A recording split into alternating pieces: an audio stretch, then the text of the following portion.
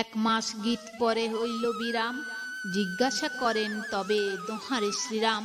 আমি তোমা উভয়ে জিজ্ঞাসি বিবরণ, কোন বংশে জন্মিলা বা কাহার নন্দন।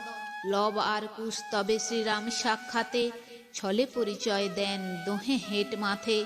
না জানে পিতার নাম মাতৃ নাম সীতা, বাল্মীকির শিষ্য মোরা নাহি চিনি পিতা। এই পরিচয় পেয়ে শ্রী রঘুনন্দন, দুই পুত্র কোলে করি করেন ক্রন্দন। আর পত্নী না করিন নহিল সন্ততি, কোন দোষে ত্যাজিলাম সীতা গর্ভবতী। শ্রীরাম বলেন হে বাল্মীকি জ্ঞানবান, জানো ভূত ভবিষ্যৎ আর বর্তমান। এতেক জানিয়া তুমি না কহ আমারে, পরীক্ষা লইয়া সীতা আনো মম ঘরে।